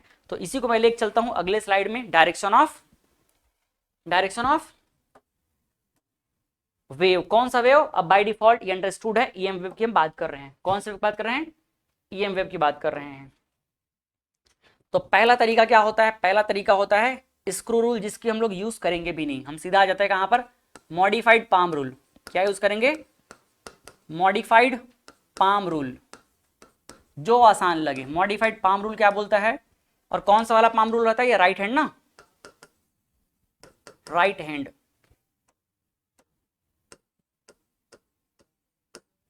Right hand modified palm rule कौन सा वाला? राइट हैंड वाला।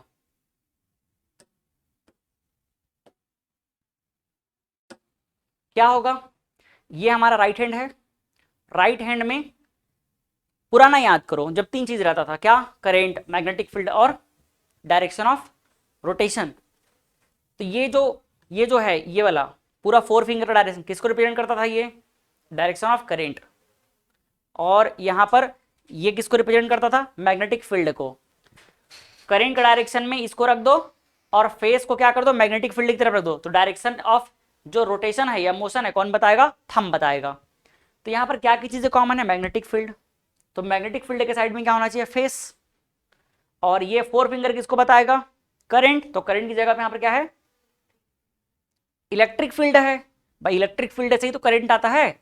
और ये मोशन की जगह पे क्या है? Wave motion. तो यहां मैं सबको लिख देता हूं वापस, फिर इसके बाद दूसरा वाले बताऊंगा जो लेफ्ट हैंड रूल है। पहला देखो, पहला क्या हो गया है? हाँ अभी मैं कंटिन्यू करूंगा तो सर को 9 में भेज सकते हो। पहला देखो, पहला क्या है? ई। ई को कौन बताएगा? Four finger. कौन बताएगा? Four finger. और बी देखो तो बी कौन बताएगा? बी हमेशा से बताते आ रहा है फेस ऑफ पाम, है ना? Face of palm. हालांकि इसको हम लोग बहुत ज्यादा यूज नहीं करते थे, लेकिन मैं साथ में इसको भी बताता चलता था, है ना? तो इसको अभी भी यूज नहीं करना रहेगा तो मत करना, एक और बता दूंगा। फिर क्या है नेक्स्ट? ये जो वी है, वेव, ये कहां से पता चलेगा? थंब से।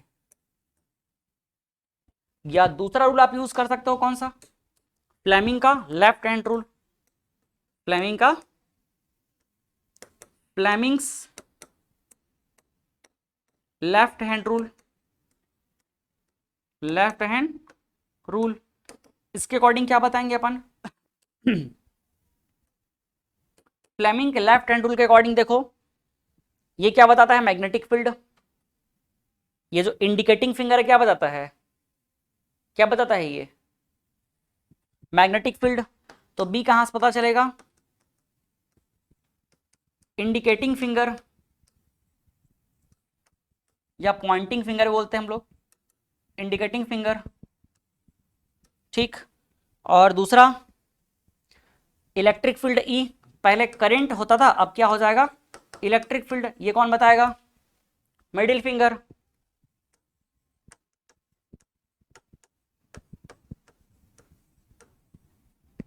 और थर्ड क्या हो जाएगा? थंब। थंब को क्या बताएगा? हाँ, ईएम वेव का रोटेशन या मोशन ऑफ वेव बोल सकते हो, मोशन ऑफ वेव, या अपन क्या बोल रहे हैं? V of wave. ये कौन बताएगा? थंब। क्या कोई नया चीज है? पुराना है। बस एक चीज हमने रिप्लेस किया है। क्या रिप्लेस किया है? उसका नोटेशन को। करंट की जगह पे इलेक्ट्रिक फील्ड है और डायरेक्शन ऑफ मोशन की जगह पे क्या है? डायरेक्शन ऑफ, हाँ खेलो बढ़िया, डायरेक्शन ऑफ मोशन की जगह क्या है, डायरेक्शन ऑफ ईएम वेव है। ठीक है, चलो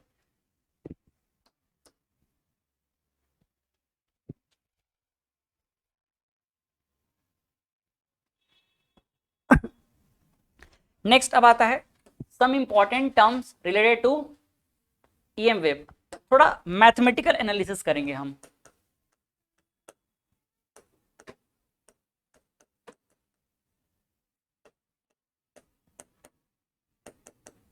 जो हमारे न्यूमेरिकल क्वेश्चन के लिए जरूरी होगा। तो पहला चीज आपको एक बहुत पहले रिलेशन देखे थे, याद होगा, इलेक्ट्रिक फील्ड और मैग्नेटिक फील्ड में दो फोर्स लगता है, अगर इलेक्ट्रिक फोर्स और मैग्नेटिक फोर्स, तो वहां से आपको याद होगा F E is equal to क्या आता है, एफ एम आता है ना। और एफ ई का वैल्यू क्या हो जाता है, एफ ई का वैल्यू होता है क्यू इंटू ई, और क्या हो जाएगा ये वाला Q V B, Q V B है ना। क्यू और क्यू को कैंसल कर देंगे, और हमने यहां पर इसके पीक वैल्यू को अगर लिया है तो ये हो जाएगा ई नॉट और ये हो जाएगा वी नॉट। तो यहां से एक रिलेशन मिल जाएगा, E naught is equal to V naught क्यों आएगा, बी नॉट आएगा ना, ई नॉट हो जाएगा, वी हो जाएगा और क्या हो जाएगा बी नॉट। जहां वी क्या है, स्पीड ऑफ वेव, क्या है स्पीड ऑफ वेव। बट ये हम किसी मीडियम में बात करते थे, याद है, इसके लिए मीडियम कोई भी होना जरूरी है। तो यहां पर जब v हम लिखते हैं तो v का मतलब क्या होता है, speed of EM wave, speed of EM wave कहां, in any medium, in any medium. लेकिन जब हम यही बात अगर इसी को हम लोग ऐसा लिख दें, बट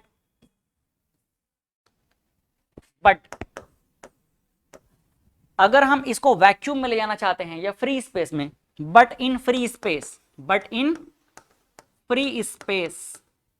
या फिर क्या बोल सकते हो वैक्यूम, फ्री स्पेस, या फिर क्या बोल सकते हो वैक्यूम, क्या हो जाएगा,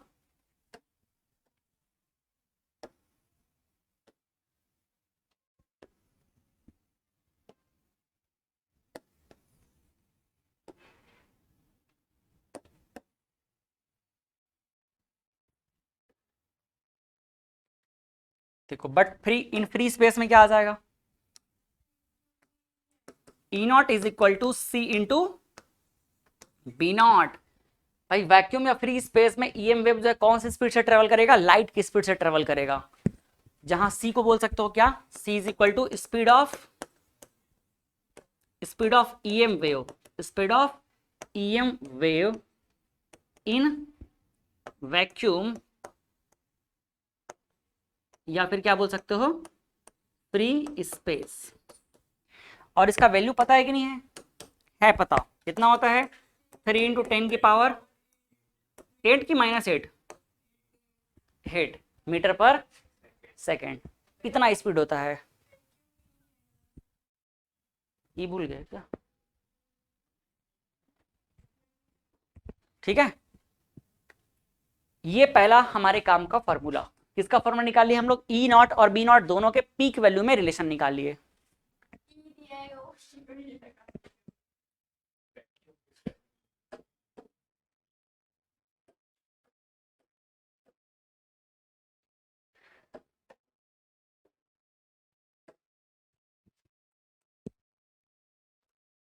ठीक, दूसरा अब हमें जानना है वेव नंबर के बारे में।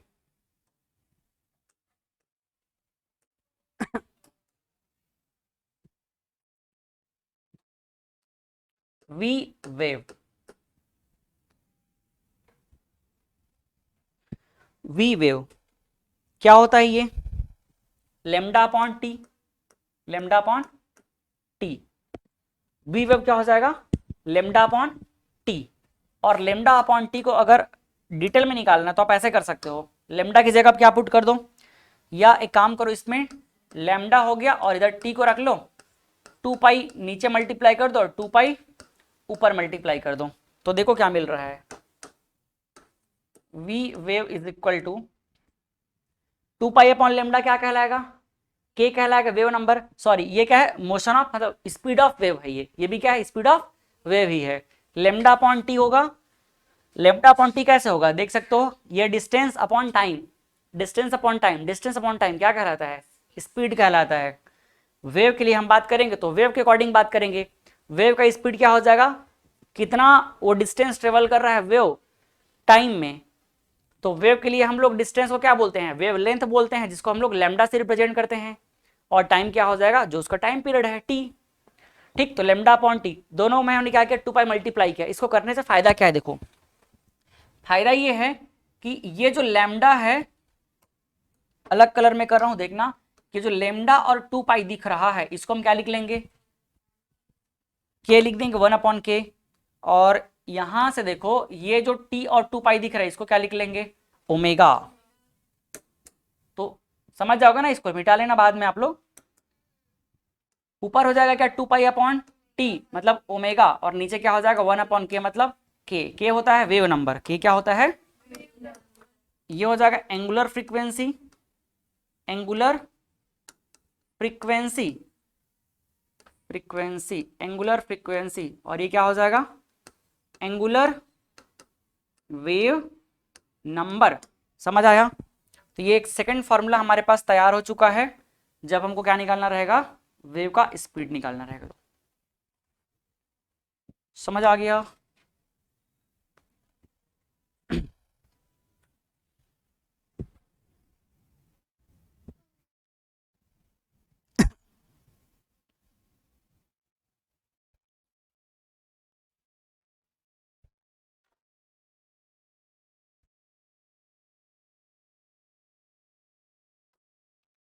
थर्ड, आप इसके लिए नेट चार्ज का वैल्यू क्या रखो, Q net is equal to 0 होगा। इस कंडीशन में क्यू नेट क्या होता है, 0 होता है।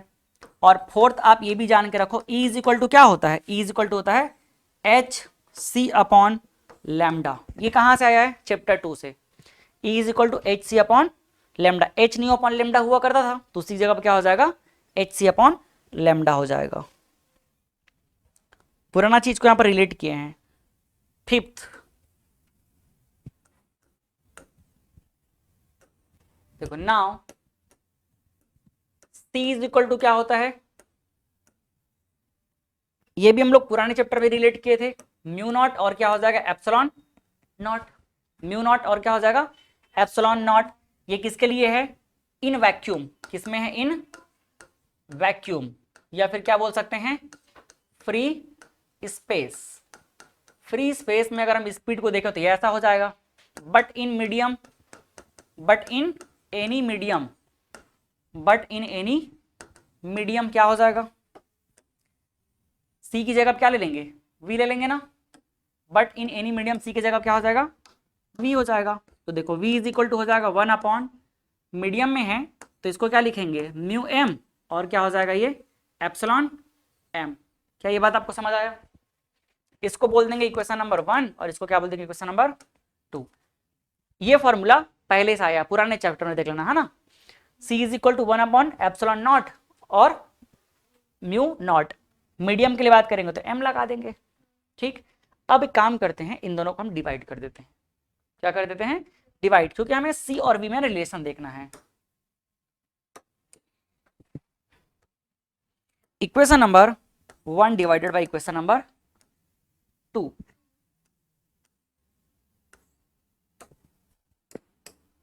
क्या होगा, c upon v is equal to, ये ऊपर चला जाएगा, ऐसे लिख दूं क्या सीधा, mu M epsilon M upon क्या हो जाएगा, म्यू नॉट और एप्सिलॉन नॉट। क्या ये कुछ आपको और नजर आ रहा है, relative terms, mu M upon mu naught क्या हो जाएगा, म्यू आर, और ये क्या हो जाएगा, epsilon M upon epsilon naught क्या हो जाएगा, एप्सिलॉन आर। तो इसी को आप लिख सकते हो क्या, और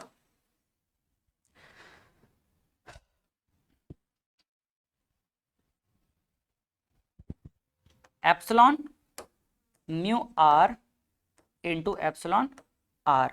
क्यों, क्योंकि ऐसा होता है ना, ये वाला यहाँ पे लिख सकते हो, mu R is equal to क्या होता है, mu M upon mu naught and epsilon R is equal to क्या होता है, epsilon M upon epsilon naught. ये पुराना चीज है, तो यहां से हम लोग इसको रिलेट करके ऐसा कर दिए। एक स्टेप और ले जा सकते हैं या इतना में भी रख सकते हैं। एक स्टेप अगर और लेके जाना हो तो हम क्या करेंगे, c इज इक्वल टू लिख लेंगे। अभी देखो c इज इक्वल टू, इसको अगर मैं फाइनली लिखूं, c upon v is equal to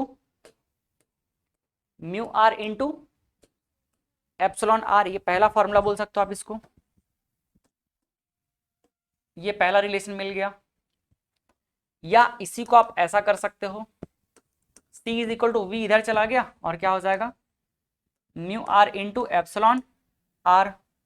आप चाहो तो इसको भी एक रिलेशन के तौर पे याद रख सकते हो, या थर्ड नंबर पे ऐसा लिख सकते हो, v इज इक्वल टू इसको उधर ले जाएंगे, इसको इधर ले आएंगे, तो क्या हो जाएगा ये c upon mu R into epsilon are.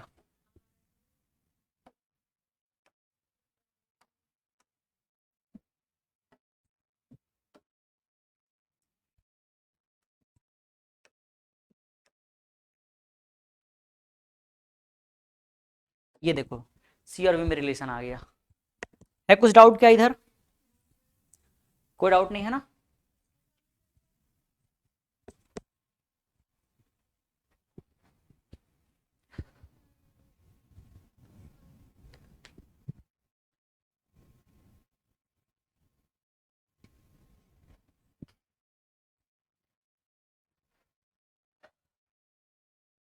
हो सकता है ये बोर्ड एग्जाम में डिराइव करने के लिए भी कोई भी चीज को बोला जा सकता है, तो डिराइव भी कर लिए, या न्यूमेरिकल क्वेश्चन भी इस पे आ सकता है।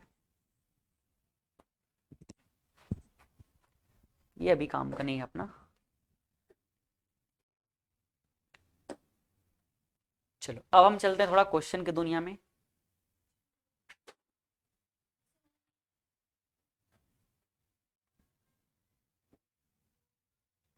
कोई चीज एकदम टफ तो नहीं लगा ना आज की क्लास में।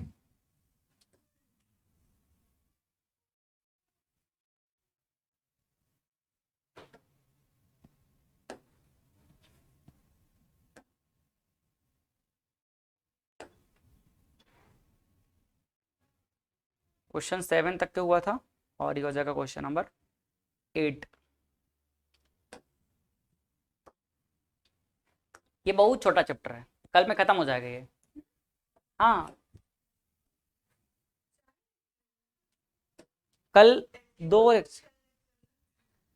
लो ना, ले जाएंगे 6 लेक्चर की। कौन सा नंबर है ये, नहीं तो 5 में खत्म करेंगे, थोड़ा एक आध हिस्ट्री क्रिएट करना जरूरी है। ठीक है, छोटा ही चैप्टर है ये। लो क्वेश्चन सॉल्व करते फिर। हाँ लो, तो जब इतना कह ही रहे हो तो बता दो क्वेश्चन को।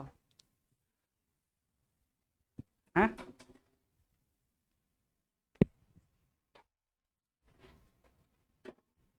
सब बढ़िया फ्रेंड्स। नींद आ रहा है बढ़िया आजकल की, नहीं आ रहा घर में।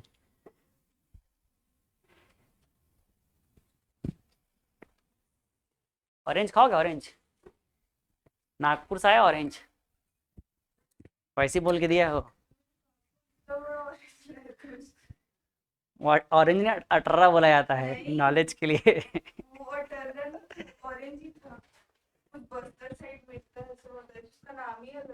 क्या नाम था, पिंगोल था क्या उसका नाम। ठीक है, हाँ पिंगोल। ये तो मुझे भी नहीं पता, ऐसे ही बोल दे मैं तो नाम।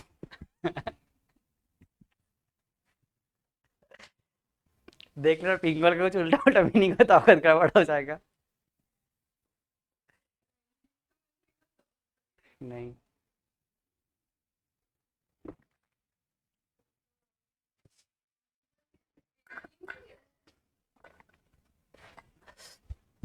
हर इंसान अपने आप में साइंटिस्ट होता है। साइंटिस्ट का डेफिनेशन क्या होता है, जो कुछ खोजने ढूंढने की कोशिश करता हो। आप लोग भी साइंटिस्ट ही हो, खोजते ढूंढते रहते हो।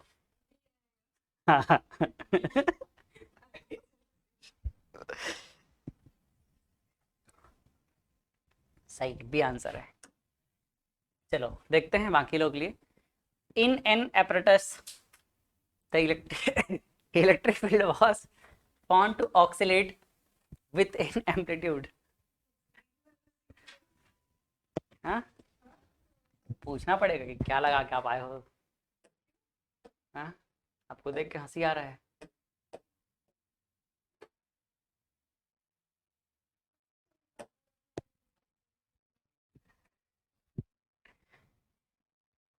लो वापस आए। क्या बोल रहा है, electric field was found, electric field का वैल्यू कितना है 18 वोल्ट पर मीटर।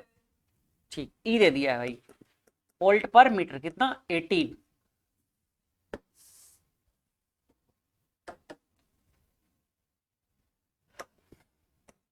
18 वोल्ट पर मीटर। और आगे देखो, the magnitude of oscillating magnetic field. अच्छा क्या चाहिए, मैग्नेटिक फील्ड का चाहिए, मैग्नीट्यूड मतलब बी नॉट चाहिए, और दिया क्या है ये ई नॉट। जब कुछ भी ना बोला हो, कुछ बोला है क्या मीडियम के बारे में, नहीं बोला है, तो बाय डिफॉल्ट क्या है फ्री स्पेस ले लो। तो सी इज इक्वल टू कितना हो जाएगा 3 इंटू 10 की पावर मीटर पर सेकेंड। अब बताओ क्या होता है, E naught is equal to, E naught is equal to C into B naught. तो B naught is equal to क्या हो जाएगा, ई नॉट कितना है 18, सी कितना है 3 इंटू 10 की पावर 8। अरे बहुत क्वेश्चन आएगा, माइनस आएगा। 3 6 6 इंटू 10 की पावर -8 टेस्ला। हाँ कहाँ है, बी आंसर है। ठीक, क्वेश्चन नंबर 9।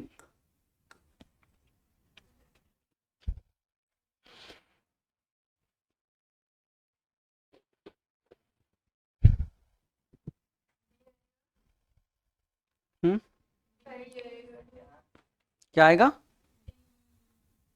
डी आएगा, डी फॉर डमरू।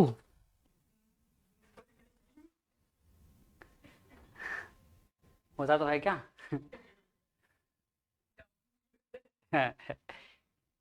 हर चीज अपने बारे में क्यों बता देते हो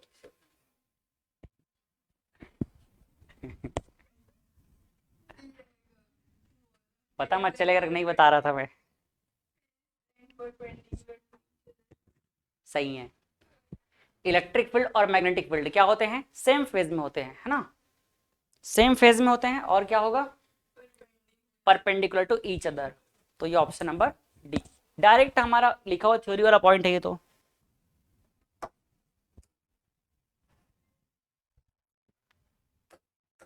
पढ़ो तो क्वेश्चन समझ आ रहा है क्या, फिर होमवर्क छोड़ दूंगा इसको भी।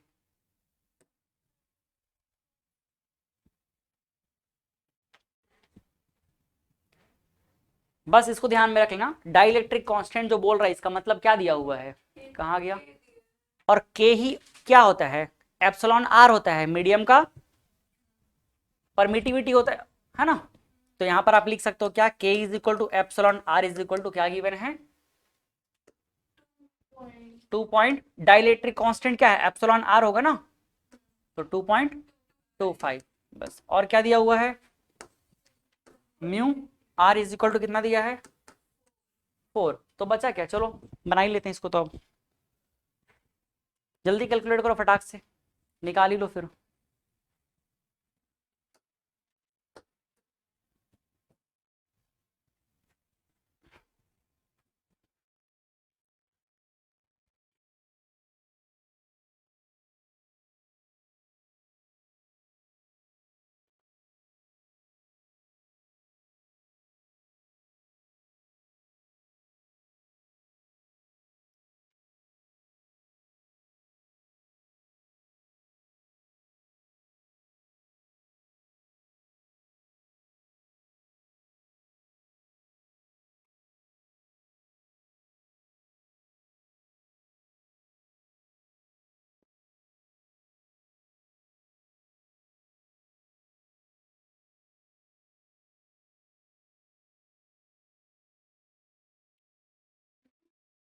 क्या गया, डी सही आंसर है।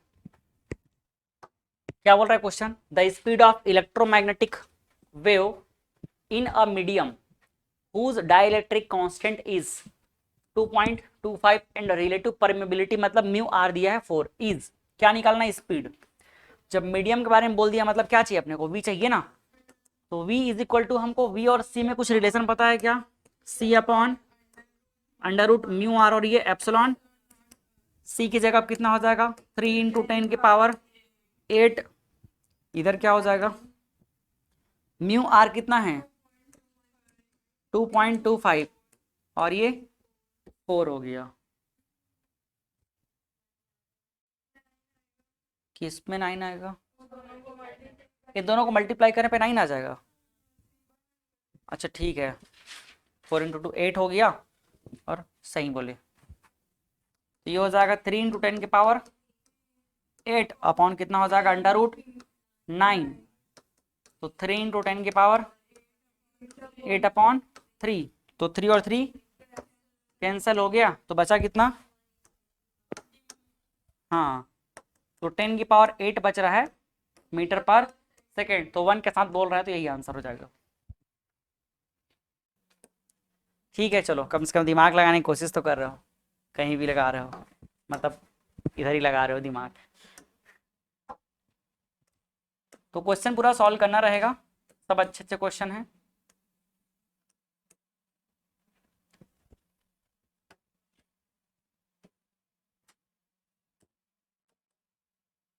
चलो मिलते हैं अगले क्लास में, थैंक यू, बाय बाय।